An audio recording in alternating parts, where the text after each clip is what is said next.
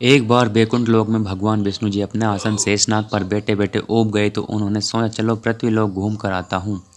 वैसे भी कई साल बीत गए थे धरती पर, इसलिए वो फटाफट अपनी यात्रा की तैयारी करने लगे।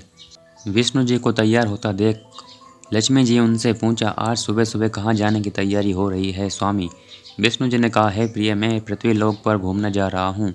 तो कुछ सोचकर लक्ष्मी जी ने कहा, हे भगवान, क्या मैं आपके साथ चल पृथ्वीलोक आ सकती हूँ?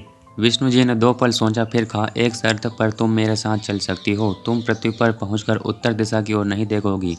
लक्ष्मी जी के मन में आया कि प्रभु ऐसी शर्त क्यों रख रहे हैं, लेकिन ज़्यादा प्रश्न करना पर वो नाराज होकर उन्हें ना ले जाने से कहीं मना न कर दे, इसलिए लक्ष्मी जी ने हाँ कर अपनी बात मनवा ली और सुबह सुबह माँ लक्ष्मी और भगवान विष्णु धरती पर पहुंच गए।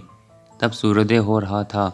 रात बरसात होकर हटी थी, चारों ओर हरियाली ही हरियाली थी। उस समय चारों ओर बहुत शांति थी और धरती बहुत ही सुंदर दिख रही थी। सफ़र के दौरान माँ लक्ष्मी मंत्र मुग्ध होकर धरती को देख रही थी और इन सब में वो भूल गई कि पति को क्या वचन देकर आई है। लक्ष्मी जी चारों ओर देखते देखते कब उत्तर दिशा की ओर देखने लगी पता ही नहीं चला। उत्तर दिशा में माँ लक्ष्मी को एक बहुत ही सुंदर बगीचा नजर आया और उस तरफ से भीनी भीनी खुशबू आ रही थी और बहुत ही सुंदर फूल खिल रहे थे। वहाँ एक फूलों का खेत था। माँ लक्ष्मी बिना सोचे समझे उस खेत में चली गई और एक सुंदर सा फूल तोड़ लाई। लेकिन ये क्या, जब माँ लक्ष्मी भगवान विष्णु के पास वापस आई तो भगवान विष्णु की आंखों में आंसू थे। भगवान विष्णु ने माँ लक्ष्मी से कहा, कभी भी किसी से बिना पूछे उसका कुछ भी नहीं लेना चाहिए और किसी को दिया वचन भी नहीं तोड़ना चाहिए। माँ लक्ष्मी को अपनी भूल का पता चला तो उन्होंने भगवान विष्णु से इस भूल के लिए माफ़ी मांगी। भगवान विष्णु ने कहा, माना कि तुम मेरी प्रिय हो, जो तुमने भूल की उसकी सजा तो तुम्हें जरूर मिलेगी। जिस मालिक के खेत से तुमने बिना पूछे फूल तोड़ा है, जो कि एक प्रकार की चोरी ही है, इसलिए अब तुम 3 साल तक मालिक के घर नौकर बनकर रहो। उसके बाद मैं तुम्हें बैकुंठ में वापस बुलाऊंगा। माँ लक्ष्मी ने चुपचाप सर झुकाकर हाँ कर दी। उस दिन से माँ लक्ष्मी एक गरीब औरत का रूप धारण करके उस खेत के मालिक के घर गई। घर क्या, एक झोपड़ा था। मालिक का नाम माधव था। घर में माधव की बीवी, 2 बेटे और 3 बेटियां, सभी उस छोटे से खेत में काम करके किसी तरह से गुजारा करते थे। माँ लक्ष्मी जब एक साधारण और गरीब औरत बनकर जब माधव के झोंपड़े पर गई तो माधव ने पूछा, बहन तुम कौन हो, मुझसे इस समय तुम्हें क्या चाहिए? तब माँ लक्ष्मी ने कहा, मैं एक गरीब औरत हूँ, मेरी देखभाल करने वाला कोई नहीं, मैंने कई दिनों से खाना भी नहीं खाया, मुझे कोई भी काम दे दो, इसके बदले मैं तुम्हारे घर का काम भी कर दिया करूँगी। बस मुझे अपने घर में एक कोने में आश्रय दे देना। माधव गरीब जरूर था किंतु बहुत ही अच्छे दिल का मालिक था। उसे दया आ गई, लेकिन उसने कहा, बहन मैं तो बहुत ही गरीब हूँ, मेरी कमाई से मेरे घर का खर्च मुश्किल से चलता है। अगर मेरी 3 की जगह 4 बेटियाँ होती तो गुजारा करना था। अगर तुम मेरी बेटी बनकर जैसा रूखा सूखा हम खाते हैं उसमें खुश रह सकती हो तो अंदर आ जाओ। माधव ने माँ लक्ष्मी को अपने झोंपड़े में शरण दे दी।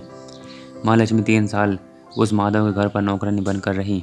जिस दिन माँ लक्ष्मी माधव के घर आई थी उसके दूसरे दिन ही माधव को फूलों में इतनी आमदनी हुई कि उसने शाम को एक गाय खरीद ली। फिर धीरे धीरे माधव ने काफ़ी ज़मीन खरीद ली। उसने सबके लिए अच्छे अच्छे कपड़े भी बनवा दिए, एक बड़ा पक्का घर भी बनवा दिया। बेटियों और बीबी को गहने भी खरीद कर दिए और उसके घर शरण लेकर रह रही लक्ष्मी जी को भी उसने वो सब दिया जो अपनी बेटी को दिया था। पहले से कई ज़्यादा सुखी और समृद्धि माधव के मन में हमेशा ये ख्याल आता था कि मुझे ये सब इस महिला के शुभ कदम मेरी झोंपड़ी में पड़ने के बाद मिला है। इस महिला ने एक बेटी के रूप में मेरे जीवन में आकर मेरी किस्मत ही बदल दी। 3 साल लगभग बीत गए थे लेकिन माँ लक्ष्मी अब भी घर में और खेत में काम करती थी। एक दिन माधव जब अपने खेतों से काम खत्म करके घर आया तो उसने अपने घर के सामने के द्वार पर एक देवी स्वरूप गहनों से लदी एक औरत को देखा। ध्यान से देखकर पहचान गया, अरे ये तो मेरी मुँह बोली चौथी बेटी यानी वही औरत है। जो वो पहचान गया कि ये तो माँ लक्ष्मी है। अब तक माधव का पूरा परिवार बाहर आ गया था। सब हैरान होकर माँ लक्ष्मी को देख रहे थे। माधव बोले, माँ हमें माफ़ कर दीजिए, हमने आपसे अनजाने में ही घर और खेत में काम करवाया।